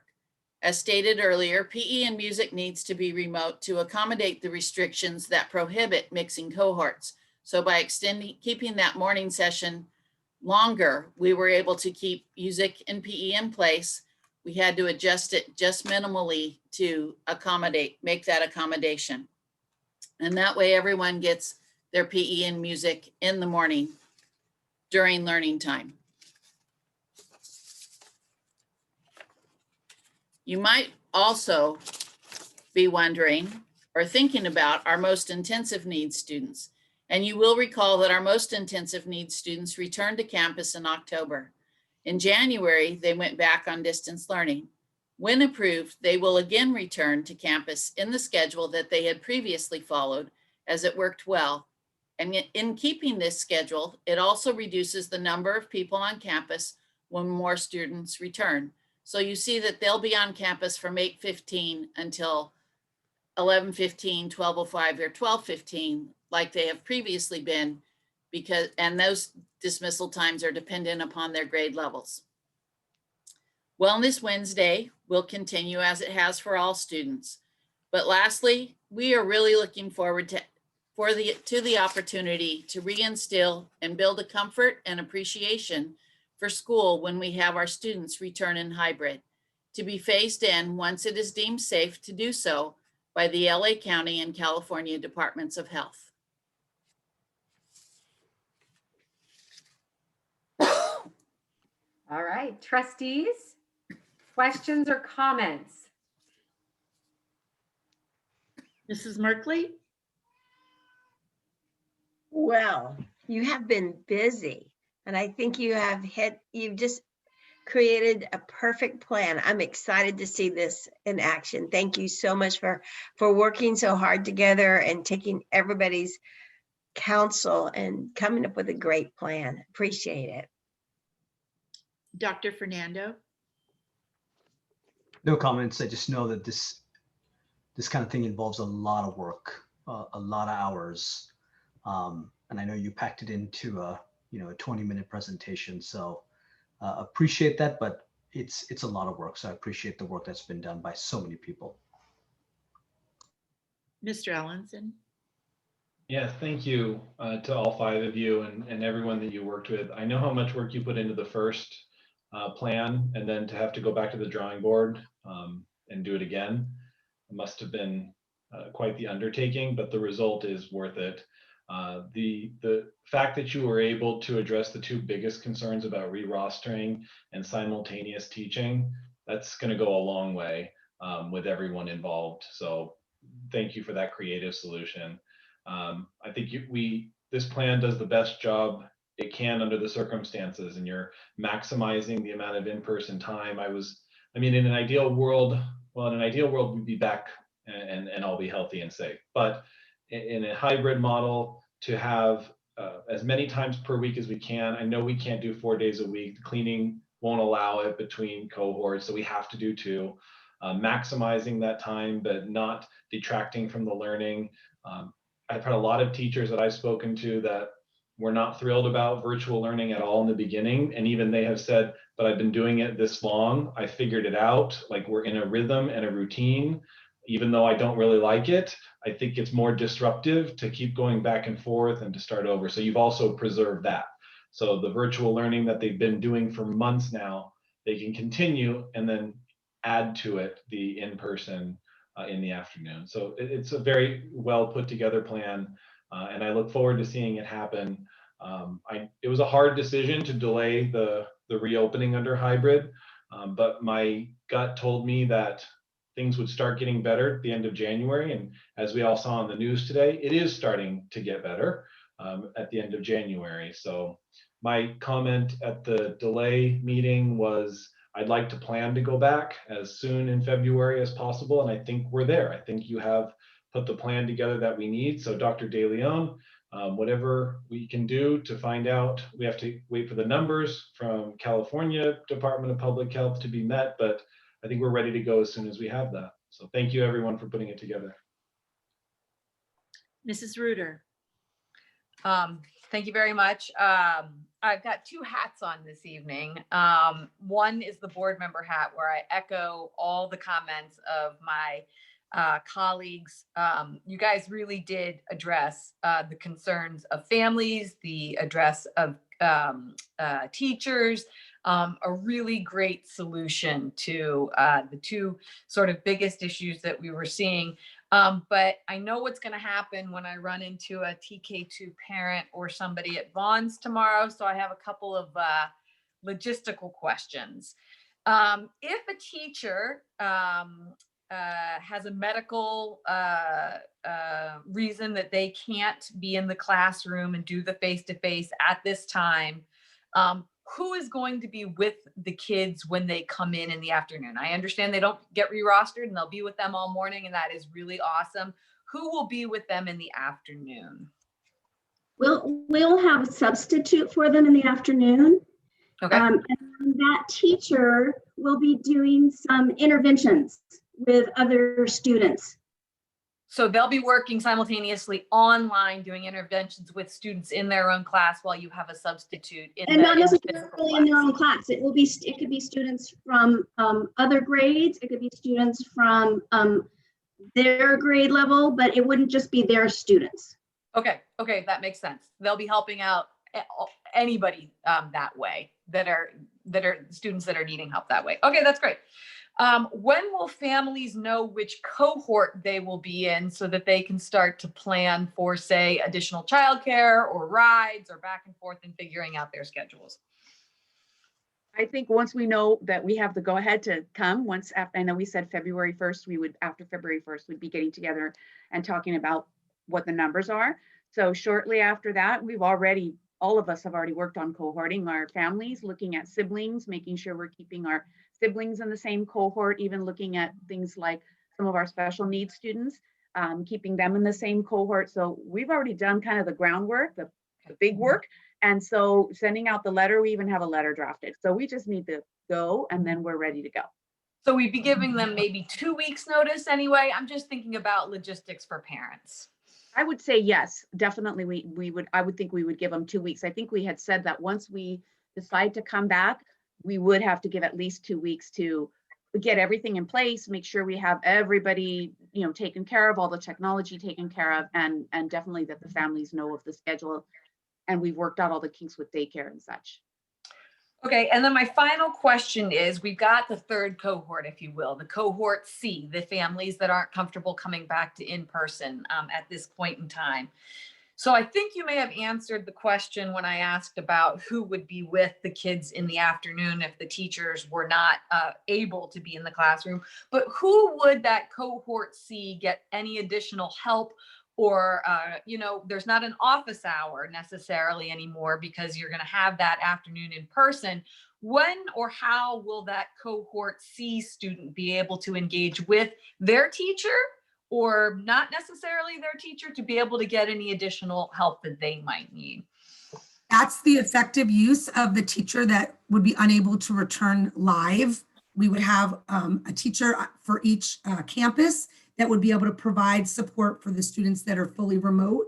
And each campus we talked about would be creating some sort of schedule for that, for access to that teacher, whether it be by grade level or by need. So they would be able to do that. We know especially our students in TK through 3 are not accessing office hours as successfully as older students would. So really and truly, by creating that more solidified schedule for those students that are staying fully remote, and then of course having the enhanced live opportunity for those that are coming to school, we then really make better, more effective use of the afternoon hours. All right, I really appreciate all the hard work. I know the teachers were very involved in helping with this, and that we had a overwhelming majority of teachers that supported this model. I know everybody was polled and, you know, making sure people are comfortable. TK all the way through 5, which is super important, not just TK through 2 will be coming back, but we've got to make a model that works the whole way. So I really appreciate everybody's collaboration. Principals, teachers, district office staff, everybody that came up with this flipped hybrid solution. I really appreciate you all. Thank you. Thank you, Mrs. Reuter. She asked the same questions I wrote down. I just want to also thank all 5 of you for collaborating with your staff, getting consensus from staff, because I know not everybody's thrilled, but you have to go with the consensus, and I appreciate that. That's a very adult way to do it. Thank you so much for going back to the drawing board again and helping our families get their kids back in school when it's safe. We all keep saying that, and hopefully the numbers keep going down. They really went down a lot, so we're gonna hopefully for 100,000 number. Thank you, thank you, thank you. Dr. De Leon. Thank you so much, elementary principals and staffs. Great job. I told you I thought it was brilliant the first time I looked at it. It's brilliant. Thank you. Great, great work. Nothing is perfect in this pandemic, but this is getting pretty close. So thank you all. I really appreciate your hard work on it. Thank you, thank you, thank you, thank you. Okay. At this point, it is time we have no public hearing. Public input. Ms. Campos, are you on to read our public input at this point? Hi, good evening, everyone. I am ready for public comments. So I'll go ahead and begin. First comment is from Sarah Prutau. While having 3 students at GHS, I am also a registered nurse and have had the privilege of working in the health office with special education students attending school in person. This was extremely successful, yet GUSD decided to suspend the special education program, not because of increased case counts on campus, not because LA County advised them to do so, but apparently just because it was the easier choice. This left students with IEPs and special needs no option but to go back to distance learning. Wouldn't that choice best be made by the parents, not the school district? That's what this is about, choice. For some families, the best choice may be distance learning, but for others, it is in-person school. Who is fighting for us to have that choice? The CDC reports that 1 in 4 young adults have considered suicide during this pandemic. Youth is spending more time on screens and sleeping less. Childhood obesity, depression, and suicide have all increased since schools have closed. Childhood advocacy groups state kids need to have the choice to be in school. Why did GUSD apply for a TK 2-grade waiver if we did not want to allow parents to choose if they wanted their child to attend in person? Is this choice best made by the parents or the school district? Who is fighting LA County for 3rd to 12th to have the choice to go back? Do our seniors need something special, or how about the choice to go back to school and actually have a graduation ceremony? Please don't claim that the district has chosen distance learning for us because of safety. There is more than enough data and research to show that kids need to be in school. There is risk with online learning, just as there is risk with in-person learning. Allow parents to make that choice for their family. Comment number 2, it's from Benjamin Bruce. To the members of the GUSD Board of Education, our family moved from Michigan to California in the spring of 2009. At that time, we had 3 young children and were concerned about their education in a new environment. We had heard great things about GUSD and were eager to see what the district had to offer. Since then, we have engaged numerous teachers, administrators, and coaches at the elementary, middle, and high school levels, and have had nothing but positive things to say about GUSD until now. A virtual education model may make sense on paper, but has been a disaster for our family in reality. Several times, technical glitches have caused our 4th grade teacher to resort to having students work independently. We are also aware of students in the class whose home environments are not conducive to an online learning model and whom are rarely present during roll call. This is not effective virtual education. Recently, our Wi-Fi went out after a power outage. It took the service company 6 days to send a technician to resolve the issue, which cost our children numerous hours of lost classroom time. We have run into additional technical problems with our children not receiving credit for assignments they attempted to turn in virtually. And our children are missing out on valuable learning time due to shortened school hours. If we, one family in a district of thousands of other students and families, have experienced these difficulties and challenges with virtual learning, countless others are likely having a similar experience. We have talked to many families with frustrations and challenges just like ours. According to a recent extensive study by the Economic Policy Institute, there is an in-person dynamic that cannot be replicated virtually. And the loss of this dynamic greatly impacts not only academic performance, but also whole child development, creativity, tolerance, persistence, empathy, resilience, self-control, and time management. In order for students to learn and develop as human beings effectively, they need in-person classroom instruction. GUSD's mission, the Glendora Unified School District, equips our students with knowledge, skills, and character to succeed in college, career, and life in an ever-changing global society. GUSD has a mission. It should seek to accomplish that mission in the same way an auto mechanic seeks to accomplish his mission of repairing a spark plug, or a team of astronauts seeks to accomplish their mission to Mars. The fulfilling of those missions is not dependent on the mechanic's sense of personal safety or that of the team of astronauts. They are given a task, a mission, and they find a way to fulfill it. We can find a way to conduct in-person school for all students safely and effectively. Numerous other schools in California and around the country have done it. We can too, with unarguable evidence that in-person learning is far more effective than virtual learning, and that it can be done safely for students as well as teachers and administrators. GUSD is without excuse. It's time for our kids to go back to school. Thank you. Third comment is from Laura Chanelia. The latest issue of the Gazette was very telling to us parents. I personally find it very interesting that you chose to include a memo from Barbara Ferrer that strongly recommends stopping in-person school. I don't recall you including any of the memos or studies from numerous experts that strongly recommend reopening of all schools. Is this because you are not on the side of reopening? If you're not, then we want to know.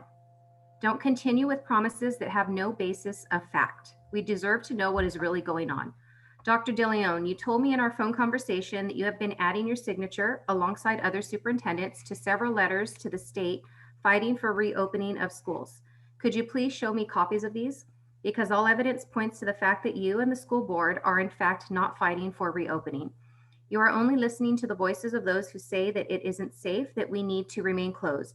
I am telling you that remaining closed in the interest of safety is in fact creating non-safety for the students.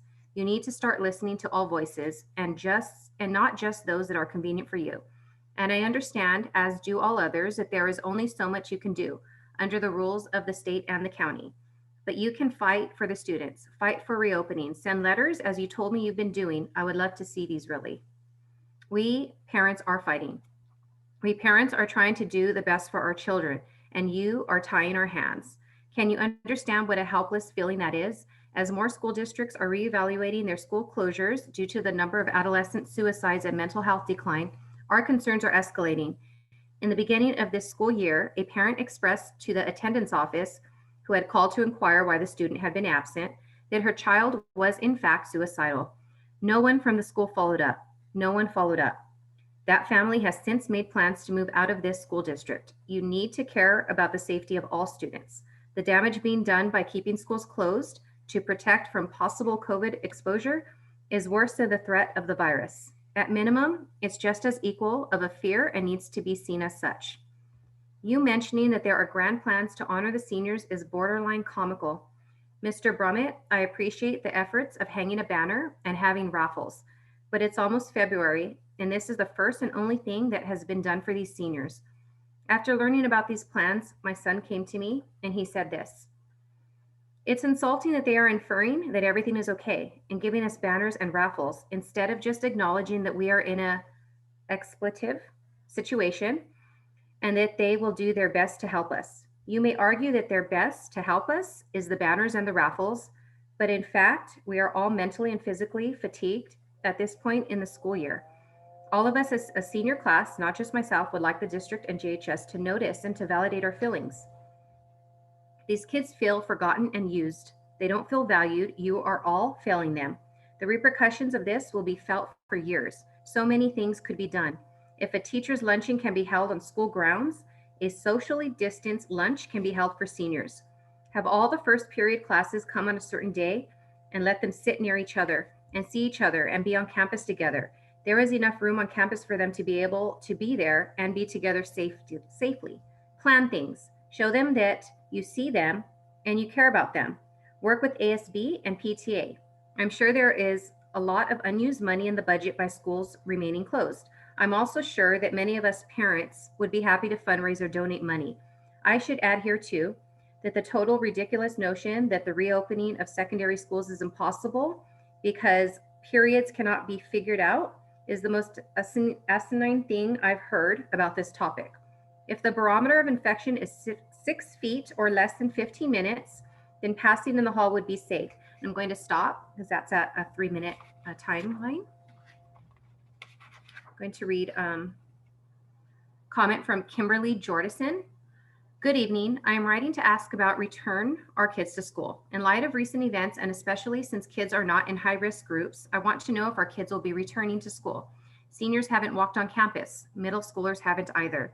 And our elementary students that had waivers and the pilot program introduced in early December were all discontinued abruptly, even though data shows it is safe and there were no outbreaks reported.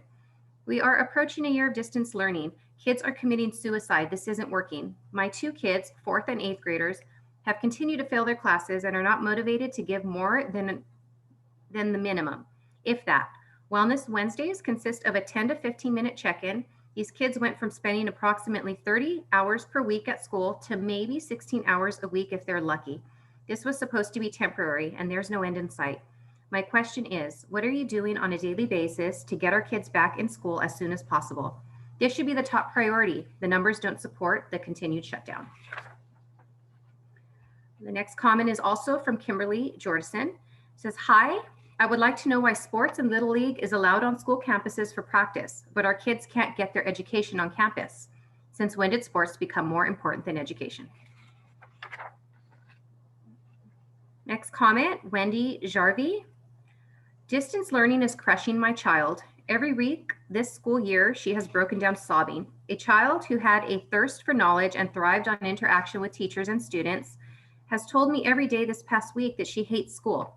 At this point, her mental health is far more of a concern than catching and most likely recovering from COVID.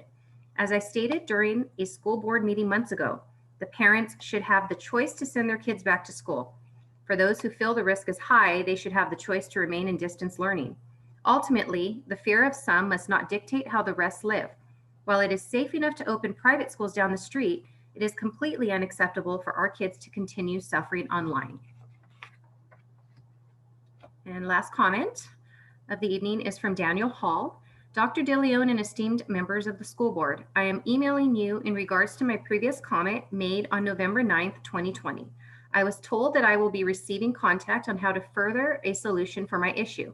I have not received any contact to my knowledge that will help resolve the issue of inclusivity on our GUSD campus. I feel this is an urgent issue to tackle issues of racism, sexual violence, homophobia, etc. on our campuses. Thank you, Daniel Hall, Macias. And that concludes the comment section. Thank you very much. Okay, we're now moving to discussion items. I need to have a motion to approve resolution number 7, supporting balanced energy solutions. Move approval. Second. Second. It has been moved and seconded. All those in favor, I will do a roll call. Mrs. Merkley. Oh, we need to discuss and see the presentation I'm first. sorry, you're right. Discussion. Thank you. Dr. DeLeon. Yes. I'm sorry, let me scroll down to the, if we could scroll the, hold on, let me look on my phone here. Okay, at this point, it is my pleasure to introduce Mr. Robert Cruz, who will discuss resolution number 7, supporting balanced energy. Hello, Mr. Cruz, how are you? I'm doing well, Dr. De Leon. I have to tell you that this attending your meeting this evening brings back fond memories. I was a former school board member for 21 years, so I have to tell you, kudos to the school board, to you, to your staff. You do amazing work. I mean, some of the programs, recognition, your return plan to go back to have kids return. Amazing, amazing work. So I just have to tell you that. So thank you for that opportunity to kind of eavesdrop. Mr. Cruz is from Southern California Edison. No, the gas company. Oh, I'm sorry. Ooh, SoCal Gas. Wrong utility. Sorry. It's okay if your gas bill goes up, you'll know why. Okay. So sorry. So first of all, I'd like to thank the school district, the Glendora School Board, Board President Borg, and board members for at least considering this resolution. These are challenging times right now your whole meeting was addressing some of the challenges facing education. As an energy company, we're also facing a challenge. There's a big movement up in the northern part of our state to basically ban natural gas, to go electric in terms of electrifying buildings. And so last year I worked with a lot of my cities. I have 16 cities in my district, and I got them to pass balanced energy resolutions, which basically placeholders telling the state, allow us to make those decisions for our own community. And this year I've approached some of my local K-12 districts. So when I was working with the cities, I had out of 16 cities, 13 of them adopted the balanced energy resolution in my area. I have 14 K-12 districts in my area. And out of 14, you would probably be the 11th. You have 10 other K-12 districts that have passed this resolution. And basically what it is, it's telling the state, allow us to make those local decisions. Local control is a huge issue for school boards. You don't want Sacramento telling you what to do, how to, what kind of energy to use. If you decide to use solar, wind, natural gas, we feel is an important part of that mix. Hydrogen is making headway in our industry, and we're looking at doing some hydrogen blending. So, and also cost. So if you're mandated for any new facilities moving forward to go all electric, that means your electric costs will go up. I mean, natural gas should be one of your cheapest fuels right now. Obviously with cold weather, you're probably running your heaters more. If you have a fireplace like I do, it's burning right now, waiting for me to go sit in front of it. But it's your way of taking a stand and telling the state, we will make those local decisions for our school district and our community. The Glendora City Council has already approved one of these resolutions. Citrus College just approved one 2 nights ago. So I'm looking forward for your support in terms of adopting this balanced energy resolution this evening. And I believe you have the resolution in your board packet. I'll stop there. If there's any additional questions, I'll be happy to answer them. Any questions, board members? Okay, are we ready for the vote? I'll start with Mrs. Merkley. Aye. Dr. Fernando. Aye. Mr. Allenson. Aye. Mrs. Reuter. Aye. And my vote is aye as well. Unanimous. It's been moved and seconded in a unanimous vote to approve this resolution number 7. I really appreciate this. I really appreciate the support. Again, my hat is off to you. You do amazing work as board members. I know. I used to sit there in a neighboring district, Charter Oak. So you do amazing work. Thank you so much. Thank you. Thank you, Mr. Cruz. Have a good evening. You too. Thank you so much. And Dr. De Leon, if when you do get it, if I could get a signed copy of the resolution, I would appreciate it. Absolutely. I will send you an executed copy. Have a good one. Thank you so much. Have a good evening, everyone. Thank you. All Number- right. Moving on to number 2 here, approve the contract for COVID testing vendor, Dr. Ravi Gerhardt, as presented. Move approval. Thank you. Second, Elizabeth. Thank you. Dr. De Leon, discussion? Yes, Mr. Weinstein, would you like to review this item with the board and tell them about our COVID testing that's coming up? Sure. Thank you, Dr. De Leon, esteemed board, fellow cabinet members, and audience. I'm very proud to present this contract. We have a tri-level testing system that we will be introducing in the next couple of weeks for our employees at our district offices. The first is not here within the board packet, but it's worth mentioning. Valencia Labs is contracted by the state and LA County Department of Health to offer testing for school districts. We are already received all the testing kits for Valencia Labs. That's a rapid self-administered testing where you receive the results within 24 hours of taking the test and us shipping it back to Valencia Labs. We're already set up and ready to go and starting to train employees on that one. However, we wanted to be have more in-depth testing by the medical professionals within our community. We were able to partner with Dr. Ravi and his team, and he will be able to offer 2 types of tests. The first type of test is for those who are showing symptoms. This is a rapid test with an 88 percentile sensitivity, which basically gives us an 88 percentile of false negatives. So that what we can do is there's only a 12%, false negatives, 88 percentile of sensitivity. And those are for people who are actually showing symptoms.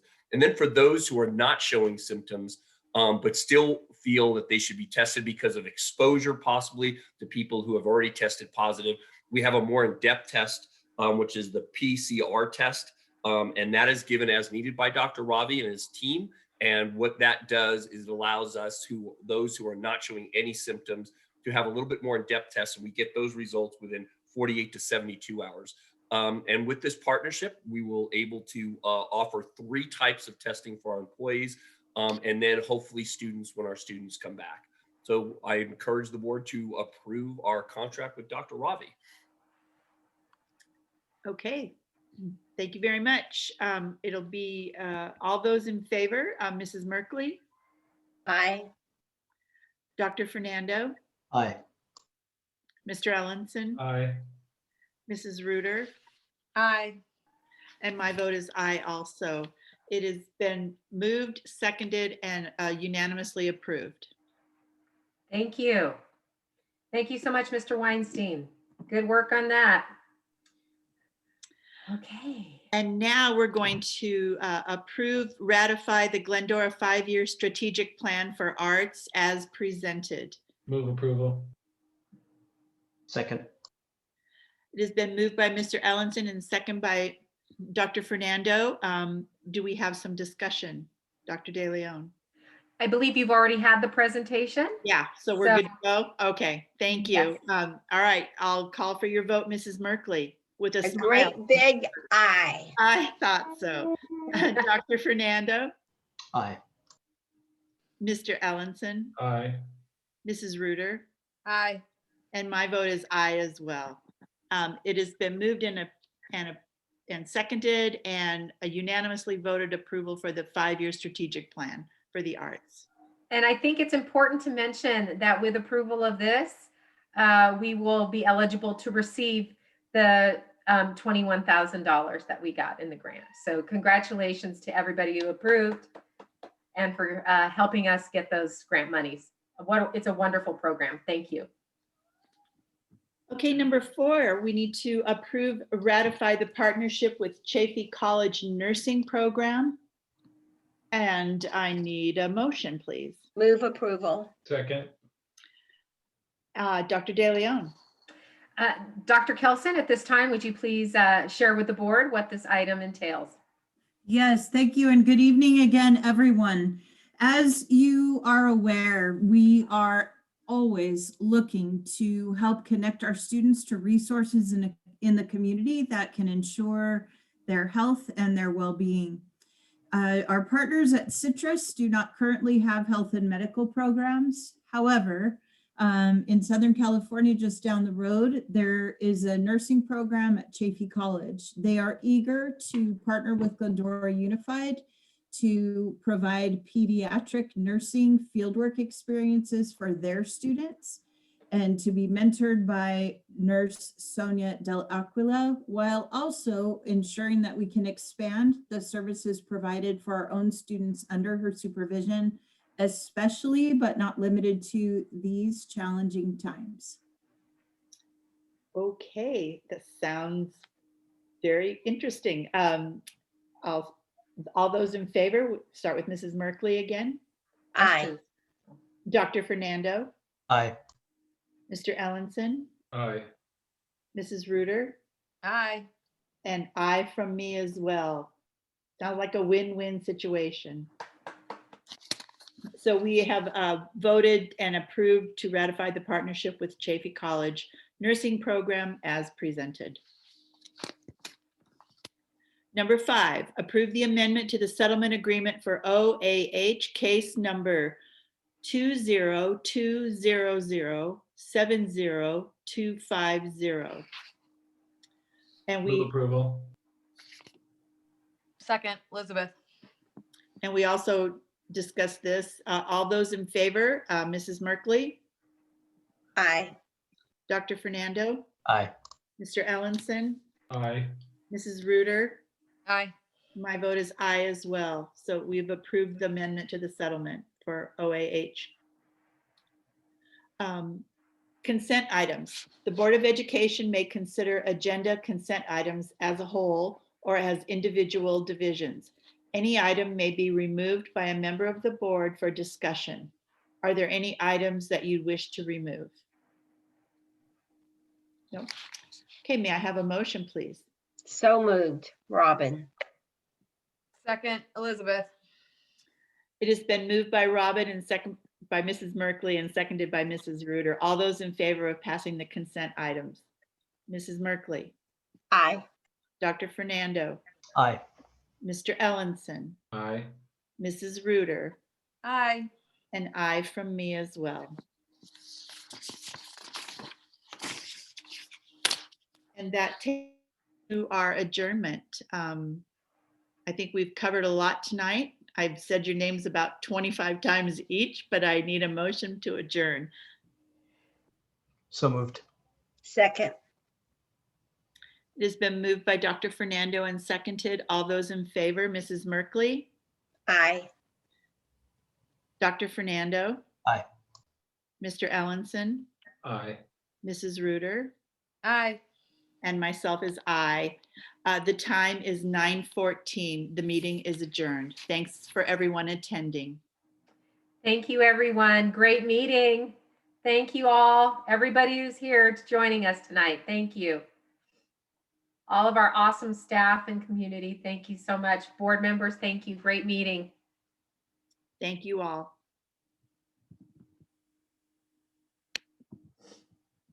Till we meet again.